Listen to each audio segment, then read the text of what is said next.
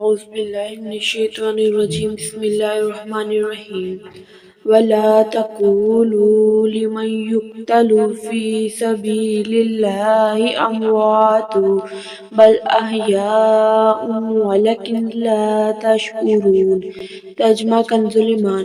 اور جو خدا کی راہ میں مارے جائیں انہیں مردہ نہ کہو بلکہ وہ زندہ ہے ہاں تمہیں خبر نہیں۔ ترجمہ کنز عرفان۔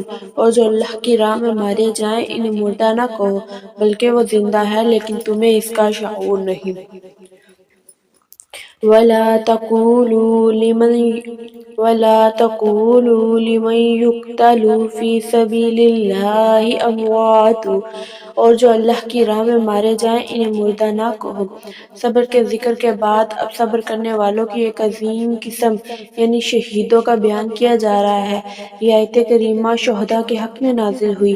بعض لوگ شہداء کی شہادت پر افسوس کرتے ہوئے کہتے تھے کہ وہ لوگ شہید ہو کر نعمتوں سے محروم ہو گئے۔ تب یہ آیت کریمہ نازل ہوئی جس میں فرمایا گیا کہ انہوں نے فانی زندگی اللہ تعالیٰ کی راہ میں قربان کر کے دائمی زندگی حاصل کر لی ہے۔ شہداء کی فضائل۔ اس آیت میں شہداء کو مردہ کہنے سے منع کیا گیا ہے۔ نہ زبان سے انہیں مردہ کہنے کی اجازت ہے اور نہ دل میں انہیں مردہ سمجھنے کی اجازت ہے، جیسا کہ ایک اور مقام پر فرمان رب تعالیٰ ہے وَلَا تَحْسَبَنَّ الَّذِينَ قُتِلُوا فِي سَبِيلِ اللَّهِ أَمْوَاتًا بَلْ أَحْيَاءٌ عِندَ رَبِّهِمْ يُرْزَقُونَ۔ ترجمہ کنز عرفان۔ اور جو اللہ کی راہ میں شہید کیے گئے ہرگز انہیں مردہ خیال نہ کرنا بلکہ وہ اپنے رب کے پاس زندہ ہے اور انہیں رزق دیا جاتا ہے۔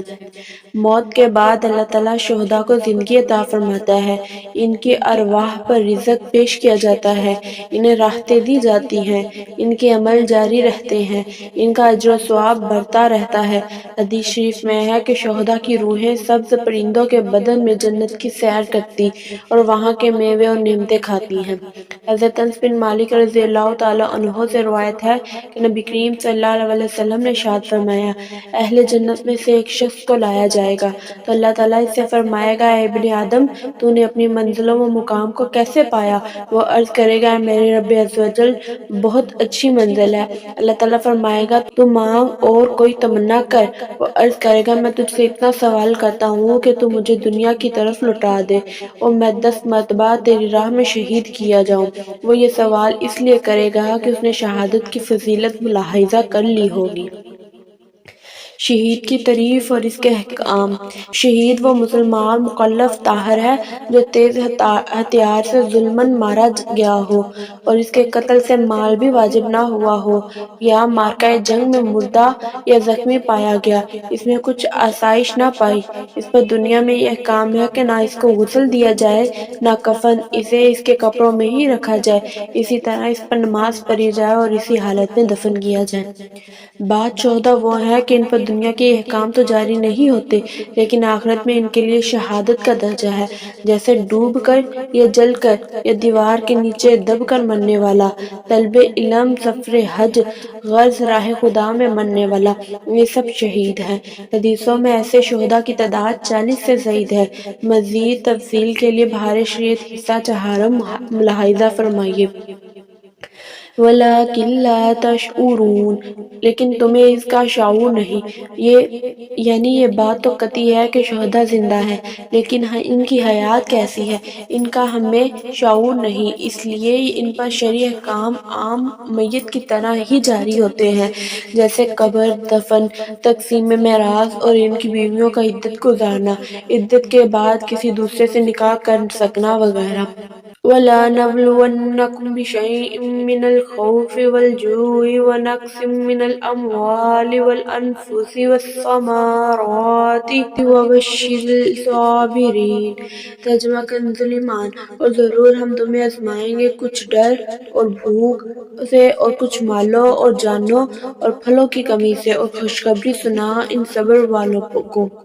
ترجمہ کنز عرفان۔ اور ہم ضرور تمہیں کچھ ڈر اور بھوک سے، کچھ مالوں اور جانوں اور پھلوں کی کمی سے آزمائیں گے، اور صبر کرنے والوں کو خوشخبری سنا دو۔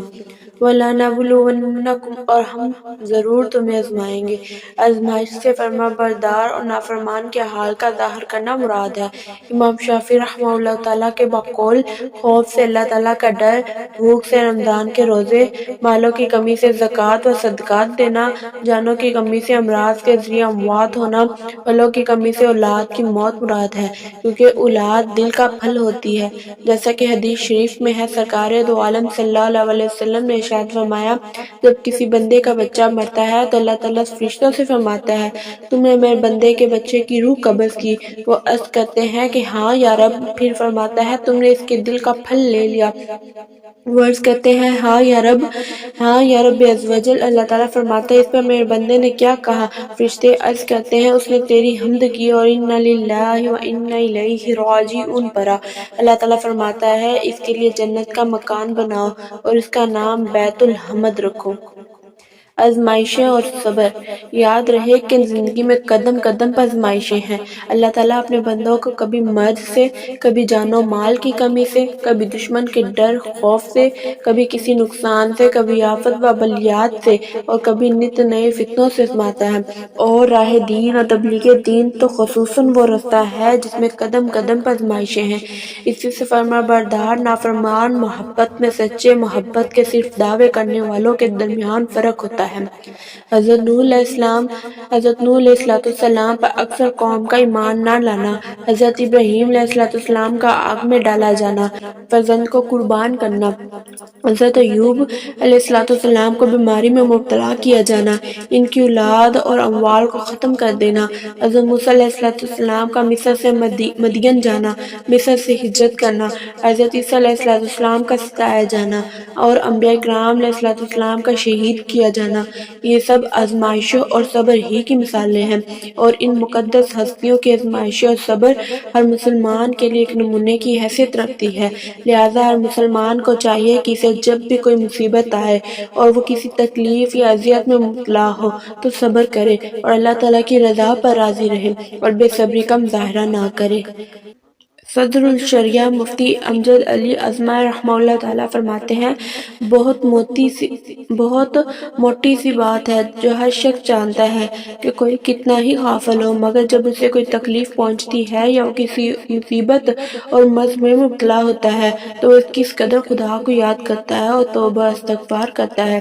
تو یہ تو بڑے رتبے والوں کی شان ہے کہ وہ تکلیف کا بھی اس طرح استقبال کرتے ہیں جیسے راحت کا استقبال کرتے ہیں، مگر ہم جیسے کم سے کم تو اتنا کریں کہ جب کوئی مصیبت یا تکلیف آئے تو صبر و استقلال سے کام لیں، جزا و فضا یعنی رونا پیٹنا کر کے آتے ہوئے ثواب کو ہاتھ سے نہ جانے دے۔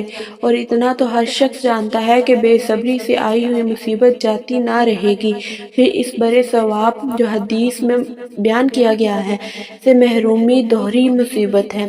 اور کثیر حدیث میں مسلمانوں پر مصیبت آنے کا جو ثواب بیان کیا گیا ہے، ان میں سے چند حدیث یہ ہیں۔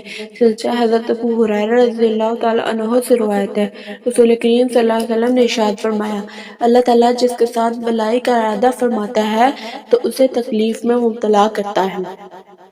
حضرت ابو سعید خدری رضی اللہ تعالیٰ عنہ اور حضرت ابو ہریرہ رضی اللہ تعالیٰ عنہ سے روایت مروی ہے، حضور اقدس صلی اللہ علیہ وسلم نے ارشاد فرمایا، مسلمان کو جو تکلیف اور رنج، ملال، اذیت و غم پہنچے، یہاں تک کہ اس کے پیر میں کوئی کانٹا بھی چبھے، تو اللہ تعالیٰ اس کے سبب اس کے گناہ مٹا دیتا ہے۔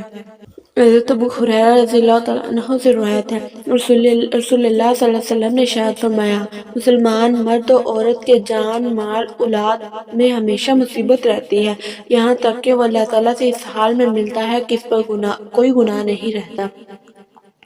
حضرت جابر رضی اللہ تعالیٰ عنہ سے روایت ہے، تو حضور پر نور صلی اللہ علیہ وسلم نے ارشاد فرمایا، قیامت کے دن جب مصیبت زیادہ لوگوں کو ثواب دیا جائے گا تو آرام و سکون والے تمنا کریں گے، کاش کہ دنیا میں ان کی کھالیں کینچیوں سے کاٹ دی گئی ہوتی۔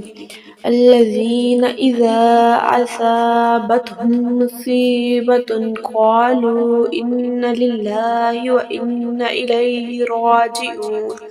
ترجمہ کنز ایمان۔ اور جب ان پر کوئی مصیبت پڑے تو کہیں کہ ہم اللہ کے مال ہیں اور ہم کو اسی کی طرف پھرنا۔ ترجمہ کنز عرفان۔ وہ لوگ کہ جب ان پر کوئی مصیبت آتی ہے تو کہتے ہیں کہ ہم اللہ ہی کے ہیں اور ہم اسی کی طرف لوٹنے والے ہیں۔ الذین اذا اصابتہم مصیبۃ۔ وہ لوگ کہ جب ان پر کوئی مصیبت آتی ہے۔ اس سے پہلی آیات میں مصیبتوں پر صبر کرنے والوں کو جنت کی بشارت دی گئی، اور اس آیت میں یہ بتایا گیا کہ صبر کرنے والے وہ لوگ ہیں کہ جب ان پر کوئی مصیبت آتی ہے تو کہتے ہیں تو ہم اللہ تعالیٰ ہی کے مملوک اور اس کے بندے ہیں، وہ ہمارے ساتھ جو چاہے کرے اور آخرت میں ہمیں اسی کی طرف لوٹ کر جانا ہے۔ اِنَّ لِلَّهِ وَإِنَّ إِلَيْهِ رَاجِعُونَ پڑھنے کے فضائل۔ حدیث میں مصیبت کے وقت اِنَّ لِلَّهِ وَإِنَّ إِلَيْهِ رَاجِعُونَ پڑھنے کے بہت فضائل بیان کیے گئے ہیں۔ ان میں سے 5 فضائل یہ ہیں۔ ام المومنین حضرت ام سلمہ رضی اللہ تعالیٰ عنہا فرماتی ہیں، میں نے سیدنا مرسلین صلی اللہ علیہ وسلم کو یہ فرماتے ہوئے سنا کہ جس مسلمان پر کوئی مصیبت آئے اور وہ اللہ کے حکم کے مطابق اِنَّ لِلَّهِ وَإِنَّ إِلَيْهِ رَاجِعُونَ پڑھے اور یہ دعا کرے، اللہم اجرنی فی مصیبتی وَأَخْلِفْ لِی خَیْرًا مِنْہَا۔ اے اللہ میری اس مصیبت میں مجھے اجر عطا فرما اور مجھے اس کا بہتر بدل عطا فرما، تو اللہ تعالیٰ اس کو اس سے بہتر بدل عطا فرمائے گا۔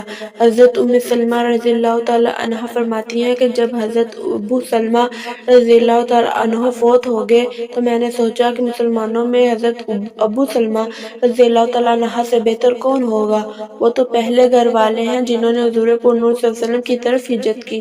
بہرحال میں نے یہ دعا کہہ لی، چنانچہ اللہ تعالیٰ نے ان کے بدلے مجھے رسول اللہ صلی اللہ علیہ وسلم عطا فرما دیے جو کہ حضرت ابو سلمہ رضی اللہ تعالیٰ عنہ سے بہت بہتر تھے۔ حضرت امام حسین بن علی رضی اللہ تعالیٰ عنہ سے روایت ہے کہ حضور پر نور صلی اللہ علیہ وسلم نے ارشاد فرمایا، جس مسلمان مرد یا عورت پر کوئی مصیبت پہنچے اور وہ اسے یاد کر کے اِنَّ لِلَّهِ وَإِنَّ إِلَيْهِ رَاجِعُونَ کہے، اگرچہ مصیبت کا زمانہ دراز ہو گیا ہو تو اللہ تعالیٰ اس پر نیا ثواب عطا فرماتا ہے اور ویسا ہی ثواب دیتا ہے جیسا اس دن دیا تھا جس دن مصیبت پہنچی تھی۔ ایک مرتبہ نبی کریم صلی اللہ علیہ وسلم کا چراغ بجھ گیا تو آپ نے اِنَّ لِلَّهِ وَإِنَّ إِلَيْهِ رَاجِعُونَ پڑھا۔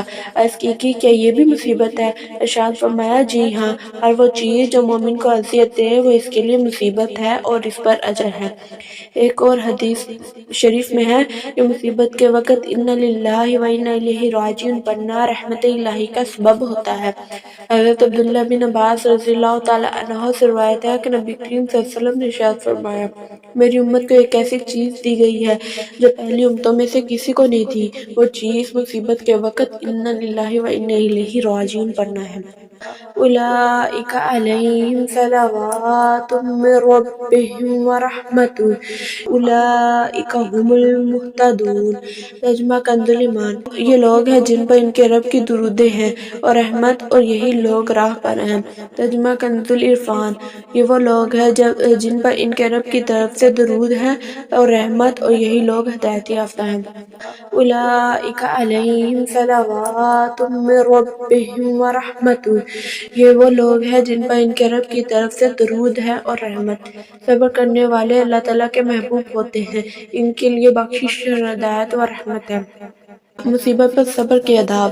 مصیبت پر صبر کرنے کے کئی آداب ہیں، ان میں سے 4 آداب یہ ہیں کہ جنہیں حضرت علامہ ابن قدامہ مقدسی رحمہ اللہ تعالیٰ نے اپنی کتاب مختصر منہاج القاصدین کے صفحہ 277 پر ذکر فرمایا گیا۔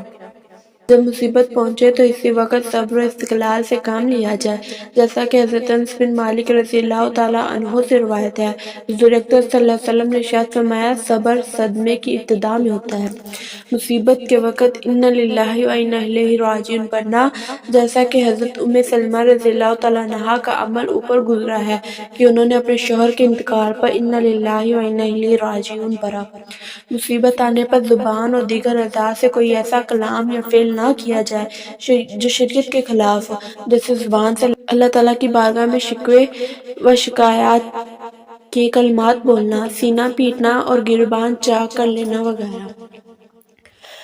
صبر کی سب سے بہترین صورت یہ ہے کہ مصیبت زدہ پر مصیبت کے آثار ظاہر نہ ہو، جیسا کہ صحیح مسلم میں حضرت انس بن مالک رضی اللہ تعالیٰ عنہ فرماتے ہیں، حضرت ام سلیم رضی اللہ تعالیٰ عنہ کے بطن سے حضرت ابو طلحہ رضی اللہ تعالیٰ عنہ کا ایک لڑکا فوت ہو گیا۔ جب حضرت ام سلیم رضی اللہ تعالیٰ عنہ نے اپنے گھر والوں سے کہا، حضرت ابو طلحہ رضی اللہ تعالیٰ عنہ کو ان کے بیٹے کی انتقال کی خبر اس وقت تک نہ دینا جب تک میں خود انہیں نہ بتا دوں۔ جب حضرت ابو طلحہ رضی اللہ تعالیٰ عنہ آئے تو حضرت ام سلیم رضی اللہ تعالیٰ عنہ نے انہیں شام کا کھانا پیش کیا۔ انہوں نے کھانا کھایا اور پانی پیا۔ پھر حضرت ام سلیم رضی اللہ تعالیٰ عنہ نے پہلے کی بنسبت زیادہ اچھا بناؤ سنگار کیا۔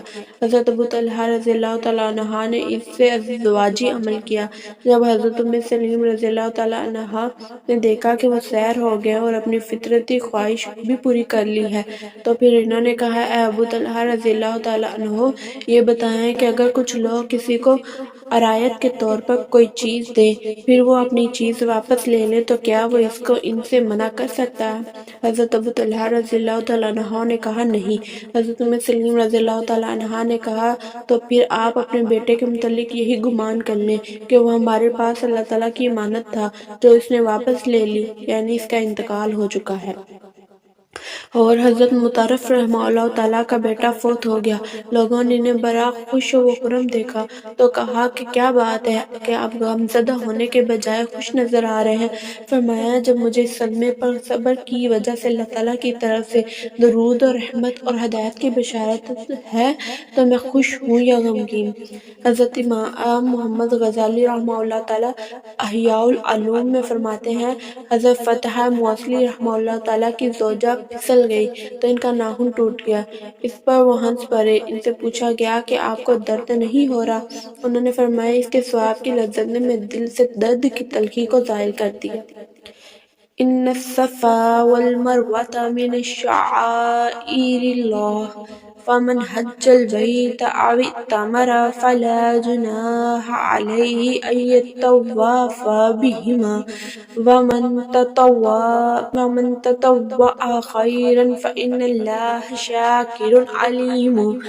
ترجمہ کنز ایمان، بے شک صفا اور مروہ اللہ تعالیٰ کی نشانیوں میں سے ہیں، تو جو اس گھر کا حج یا عمرہ کرے اس پر کچھ گناہ نہیں کہ ان دونوں کے پھیرے کرے، اور جو کوئی بھلی بات اپنی طرف سے کرے تو اللہ نیکی کا صلہ دینے والا خبردار ہے۔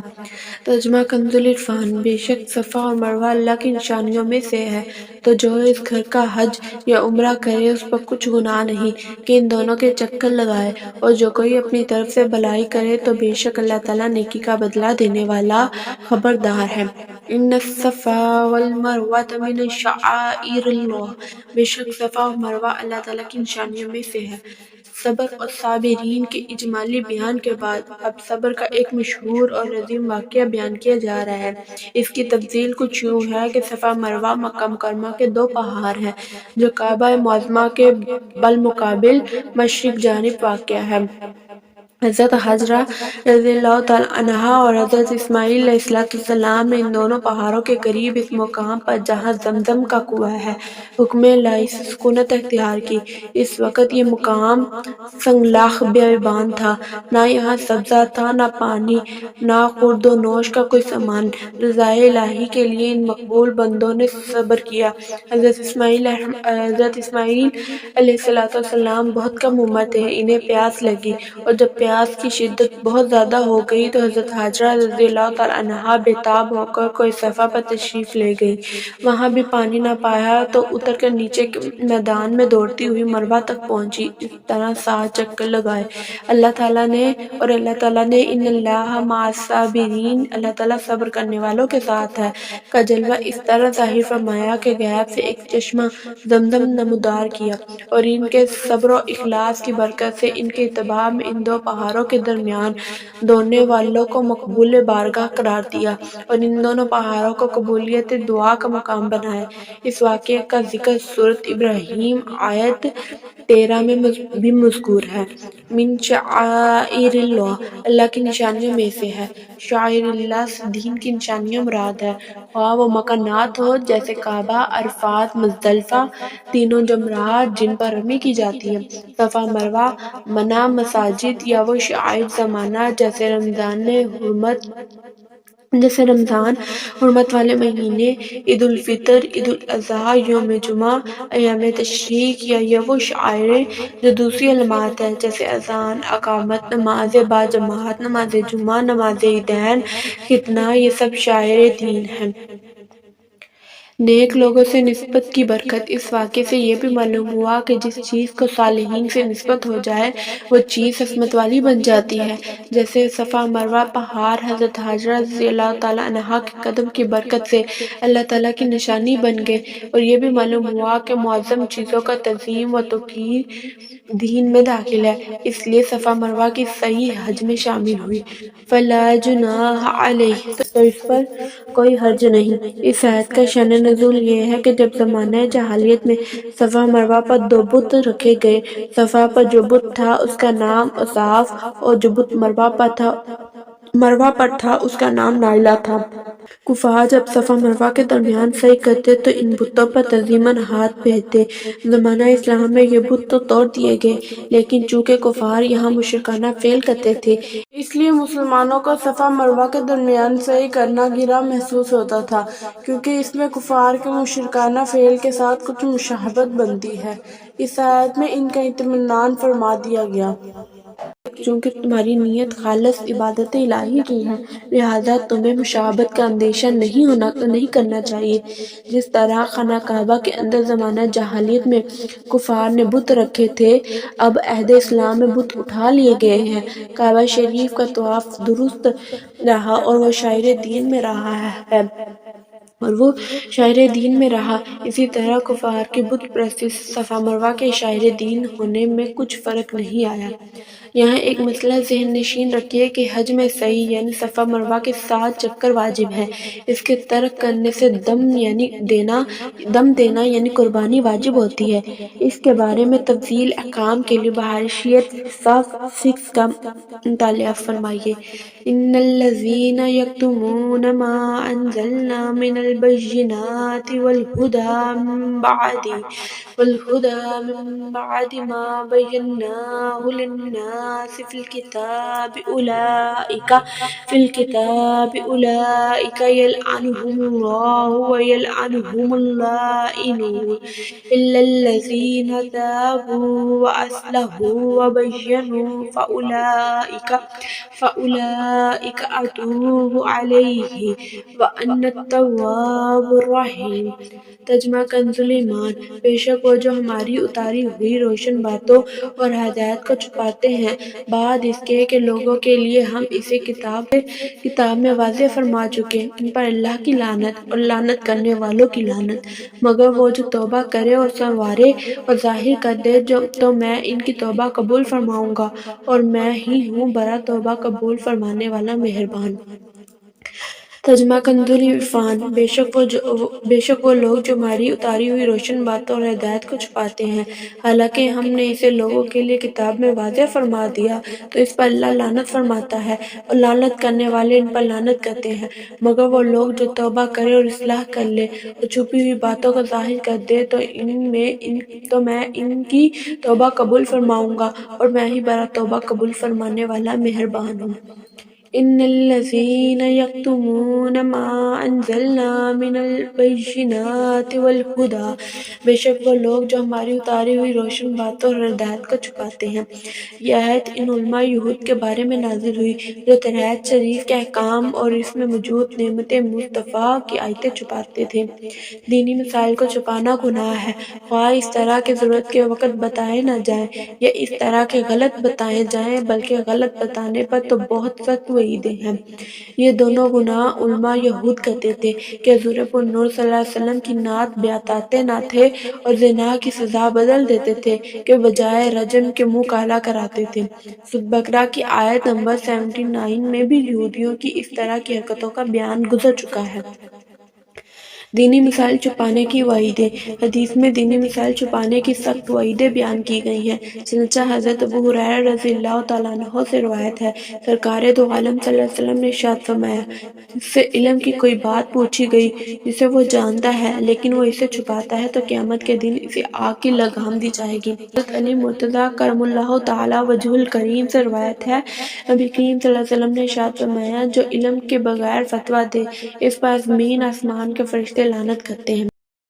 غلط مسائل بیان کرنے والوں، بغیر پڑھے عالم و مفتی و محدث و مفسر کہلانے والوں اور قرآن و حدیث کی غلط تشریحات و توضیحات کرنے والوں کی آج کل کمی نہیں، اور یہ سب مذکورہ آیت و حدیث کی وعید میں داخل ہے۔ اسی وعید میں وہ لوگ بھی شامل ہیں جو ہے تو محض کوئی آرٹیکل یا کالم لکھنے والے، لیکن دین کو بھی اپنے قلم سے تختہ مشق بناتے ہیں۔ یلعنہم اللہ، اللہ ان پر لعنت فرماتا ہے۔ اسلام کی حقانیت، حضور اقدس صلی اللہ علیہ وسلم کی عظمت اور شریعت کے احکام چھپانے والوں پر اللہ تعالیٰ کی لعنت ہے، اور دیگر حضرات یعنی ملائکہ و مومنین کی بھی لعنت ہے۔